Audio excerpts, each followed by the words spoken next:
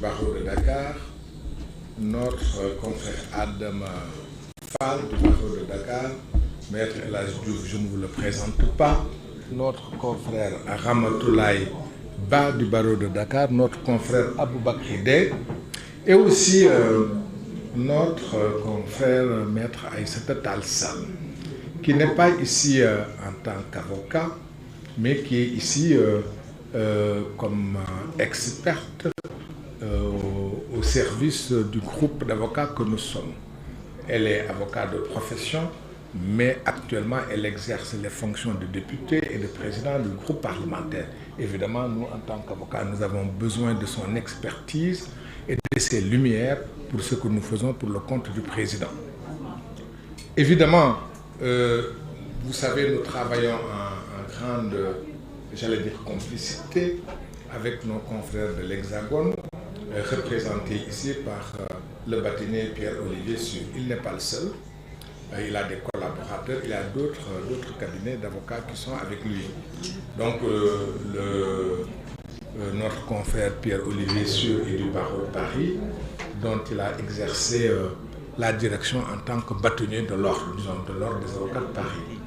Et sans plus tarder, je vais lui laisser le micro pour qu'il nous explique, pour qu'il vous explique les différentes péripéties, les perspectives de notre action et les attentes que nous avons de ce que nous faisons. Le tout dans le respect à la fois de la transparence, de la dignité, mais aussi dans le respect des règles de droit et de la loi. Parce que, enfin, les Sénégalais, le président Macky Sall, l'opinion sénégalaise, l'opinion internationale ont le droit de savoir. Le droit à l'information est un droit constitutionnel et la transparence est un mode de gestion. Sans plus tarder, je laisse la parole à notre confrère. Merci. Évidemment, après, on verra bien s'il y a une ou deux questions ou une ou deux interventions. Merci.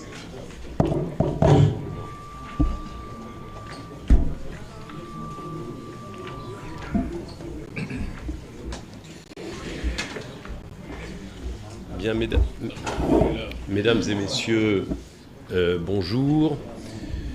Je salue d'abord, bien sûr, mes confrères, dont je suis le correspondant français, mais j'agis sous leur direction. Et je salue aussi les élus, anciens ministres d'État, présidents et députés du Sénégal qui nous font l'honneur d'être présents aujourd'hui ici. Certains sont encore élus, d'autres l'ont été, mais ce qui compte, c'est une continuité de l'État, une continuité du progrès au Sénégal. Et c'est dans cette logique que je parlerai avec infiniment de respect, bien sûr, du gouvernement en place, du président de la République, du Premier ministre et des institutions qui nous dirigent, qui vous dirigent et sous les instructions desquelles, finalement, je me trouve lorsque je suis au Sénégal. Nous sommes tous des légalistes. Ceci ayant été dit, vous venez ici, à ce point presse, pour parler d'un dossier, d'un sujet qu'on vous a présenté sous un titre qui claque, le titre de la dette cachée. Et moi, je vais me permettre de vous dire que le vrai sujet, c'est celui des rapports cachés. Les rapports cachés qui disent que la dette était cachée. Premier rapport caché, le rapport de l'inspection des finances. Vous le savez, Macky Sall, en 2012, juillet 2012, décembre 2012, a pris une loi de transposition des règles supra-sénégalaises, africaines, selon lesquelles la transparence devait s'imposer dans la gestion et la continuité de la gestion des équipes au pouvoir. Ce mot transparence n'était pas indiqué pour la première fois. Pour la première fois, il l'est, et vous l'avez dit tout à l'heure, déjà, il figure dans la Constitution, et le même mot transparence figure dans une loi très récente du 24 août 2025 sur l'accès de tous les documents administratifs, judiciaires, que sais-je, pour les citoyens qui en feraient la demande. Eh bien, le rapport de l'inspection des finances, qui est le premier à allumer le feu aux poudres, qui est le premier à faire parler d'aide cachée. Ce rapport est caché. Nul d'entre vous ne peut nous indiquer l'avoir eu entre ses mains. Et pourtant, vous êtes la presse, vous êtes la garantie de la transparence, la garantie de la démocratie, c'est vous. Nous, juristes, on passe après. On l'a demandé, on ne l'a pas eu. Ensuite, après ce rapport de l'inspection des finances, il y a eu un pré-rapport de la Cour des comptes. Ce pré-rapport de la Cour des comptes, il est caché. Nul d'entre vous, mesdames et messieurs les journalistes, ne l'avait eu entre les mains. Et pourtant, vous êtes la représentation de la transparence et de la démocratie. Vous êtes la voix de la nation, à travers vos appareils qui sont braqués sur nous maintenant. Et nous non plus, nous n'avons pas eu ce document en dépit des lettres que j'ai adressées il y a maintenant 15 jours, tant au président de la Cour des comptes qu'au ministre des Finances. Donc voilà 2 rapports cachés. Mais ce n'est pas tout. Il y a un 3e rapport caché. 3e rapport dont on dit, avec infiniment de respect et des guillemets partout, qu'il est le rapport d'un cabinet indépendant d'audit. C'est le rapport, vous l'avez tous sur les lèvres, le rapport Mazars. Mais là encore, vous l'avez sur les lèvres, mais vous ne l'avez pas entre vos mains, ce rapport Mazars. C'est le 3e rapport caché. Et c'est d'autant plus grave que c'est le rapport d'un cabinet d'audit international qui se dit indépendant, qui se dit un peu la voix de Dieu pour le contrôle des choses. Eh bien, ce rapport, je ne l'ai pas entre mes mains. Je ne l'ai pas entre mes mains. Et j'ai d'autres observations. Quand un avocat reçoit un rapport entre les mains, par exemple le rapport de l'inspection des finances, la première chose qu'il regarde, c'est la forme. La loi de 2012 exigeait qu'il fût déposé dans les 3 mois de la prise de pouvoir du nouveau pouvoir. Et là, il a finalement été déposé, enfin on n'en sait rien puisqu'on ne l'a pas eu. On nous dit qu'il aurait été déposé 6 mois plus tard, donc il y a déjà un vice de forme. Vous savez que le respect de la forme est la garantie du fond et de son intégrité. Sur le rapport de la Cour des comptes, la première chose que j'aurais regardée, là encore, c'est la forme. Qui l'a signé? Et j'apprends aujourd'hui par des indiscrétions, mais je ne l'ai pas, ce rapport, qu'il n'aurait pas été signé par l'Assemblée plénière, mais seulement par une des chambres. En tout cas, la certitude, nous l'avons par le rapport finalement définitif dont on a eu connaissance. Là encore, problème de forme. Vous me direz, on s'en fiche des signatures. Je vous répondrai non. Parce que si toutes les signatures ne figurent pas, ne serait-ce pas la raison d'imaginer que certains signataires auraient refusé de signer? Et quid pour le rapport Mazars? A-t-il été signé par les associés Mazars au Sénégal? D'ailleurs, la première chose que je me poserais, si j'avais ce rapport entre les mains, est-ce qu'un appel d'offres a été soumis pour que les principaux cabinets d'audit mondiaux indépendants, comme on dit, puissent soumissionner. On ne sait pas s'il y a eu un appel d'offres. Probablement non, parce que sinon on nous le dirait, on le saurait. À moins que là encore, l'appel d'offres ait été caché. Alors, toutes ces difficultés-là, elles font que, je le répète, nous sommes dans le cadre non pas d'un dossier de dette cachée, mais d'un dossier de rapport caché. C'est la première chose que je voulais vous dire. Rassurez-vous, il n'y en a que 3. La deuxième chose que je voulais vous dire, c'est que il y a un mot de Confucius que je n'arrive pas à lâcher de la boucle de ma tête depuis que je suis ici. Ce mot de Confucius, c'est pour éviter la guerre, il suffit de définir les mots. Alors, si vous voulez bien, définissons les mots et vous verrez qu'il n'y a pas de sujet. Le premier mot, c'est le mot dette. Qu'est-ce qu'une dette? Au niveau de l'État, en finances publiques, en comptabilité publique. Une dette, c'est l'émission de papier, comme on dit. L'État émet des papiers obligataires qui sont pris sur le marché à un taux qui dépend des agences de notation, tout le monde sait ça.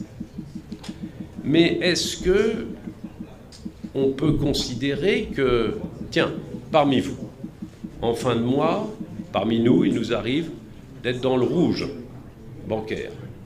Et là, la banque, parce qu'elle sait qu'on a un salaire qui tombe tous les mois, nous fait une avance, une facilité. On vit à crédit quelques jours, et quand le salaire tombe, quelques semaines plus tard, ça éponge. Eh bien, pour l'État, c'est pareil. Quand il vit à crédit quelques jours, quand les banques lui font une facilité de paiement, est-ce que c'est de la dette ou non? Grande question. Pour tout vous dire, certains agrégats économiques l'utilisent comme faisant partie de la dette, d'autres non. Et évidemment, ce n'est pas le même poids de la dette si on les met dedans ou pas. Autre mot qu'il faut définir, la dette publique. C'est quoi la dette publique? La dette publique, c'est la dette d'abord de l'État central. Ensuite, c'est la dette des collectivités territoriales. Et puis, c'est la dette aussi des organes non marchands. Mais est-ce que c'est la dette d'Air Sénégal? Est-ce que chez nous, en France, c'est la dette de la SNCF? La dette de la SNCF, c'est 40 milliards d'euros. La dette de la SNCF, on l'a intégrée dans le budget de l'État de la France en 2020. C'est-à-dire qu'en 2020, on a rajouté 40 milliards de dettes. Vous voyez ce que ça fait? Quelques années plus tard, la France devient ingouvernable, peut-être à cause de ça. Personne ne vient dire qu'on aurait avant maquillé les comptes en n'intégrant pas la dette de la SNCF. On vient simplement dire qu'on a changé la règle parce que les normes internationales obligeaient qu'elles fussent modifiées. Ben, c'est comme chez vous avec Air Sénégal. C'était pas en 2000, c'est en 2012 que la règle a changé. Pour éviter la guerre, il faut définir les mots. Et si nous définissons les mots, ici les concepts, si nous sommes d'accord qu'il ne faut pas mélanger les carottes et les poireaux, alors nous pouvons raisonner comme disent les économistes, toutes choses égales par ailleurs, et si nous raisonnons toutes choses égales par ailleurs, on est d'accord sur le chiffre de la dette annoncé du temps de Macky Sall, tel qu'il pourrait être aujourd'hui décrypté du temps de ses successeurs. Il faut définir les mots. La troisième et dernière chose que je voudrais vous dire, c'est qu'il faut aussi assurer une continuité de tout ça. Je veux vous dire que la dette, elle est soit vertueuse, soit calamiteuse. La dette, elle est vertueuse, y compris quand c'est 100% du PIB, y compris même quand c'est 120% du PIB. Au Japon, c'est 200, aux États-Unis, c'est 500, en France, c'est comme vous, 120. Elle est vertueuse quand il y a de la croissance. Chez vous, il y a de la croissance. Chez nous, il n'y en a plus. Chez vous, il y a de la croissance. Sous Macky Sall, le PIB a été multiplié par 2. Il aurait été, c'eût été une mauvaise politique que de ne pas augmenter ce potentiel de croissance par le coefficient multiplicateur de la dette vertueuse. Et c'est ce qu'il a fait. Le problème, c'est lorsque la dette est toujours là et qu'il n'y a plus de croissance, ou qu'il y a moins de projection de croissance pour les mois qui viennent. Et alors c'est une catastrophe et la dette n'est plus vertueuse, elle devient un boulet. Mais si on se situe dans la lignée d'une grande continuité du développement au Sénégal, et si on a confiance aux Sénégalaises et aux Sénégalais, aux ressources qui sont les vôtres, au pétrole, au gaz, à la puissance de l'Afrique pour les années qui viennent, qui va dépasser notre vieille Europe, alors on peut se dire qu'il n'y a aucun problème concernant la dette. Le problème, ce serait si on arrêtait tout pour faire des procès aux prédécesseurs. Ce que je veux dire au nom du président Macky Sall, c'est qu'il est important, c'est de respecter les anciens. Ce qui est respecter les anciens, c'est comme construire une maison, nouvelle administration, nouveau président, nouveau suffrage universel qu'on respecte tous. Ben, il rajoute un étage. Et il ne faudrait pas qu'en rajoutant cet étage, on veuille démolir l'étage du dessous ou les fondations, parce qu'alors tout s'écroulerait. Si on respecte ce qui a été fait avant, par strates, et c'est ainsi l'histoire de l'humanité aussi, alors on peut monter très haut, très vite et très bien. Et c'est la raison pour laquelle on est ici pour dégoupiller ce mauvais problème de dette cachée et vous dire qu'en réalité, il s'agit de rapports cachés, il s'agit de mauvaises lunettes de lecture et que si on peut se rassembler autour de ce en quoi nous croyons, juridiquement, factuellement et comptablement, il n'y a pas de problème de dette cachée au Sénégal. Merci beaucoup. Merci beaucoup, cher frère. Je pense que sur ces questions, la cause est entendue. Ce qui était important à retenir, c'est que le président Macky Sall a constitué des agents sur cette question. Et nous allons expliquer quelle est notre démarche. Maintenant, c'est un point de presse. Nous pouvons exceptionnellement vous laisser poser deux questions. Deux questions, si c'est possible. Même 3. Ou 3. Ça va. Vous laissez poser des questions. D'accord, bien sûr, ça va, ce que j'ai dit. C'est bien. Ah, d'accord. Oui, bien sûr. On me souffle, on me souffle que... Il faut parler Wolof maintenant.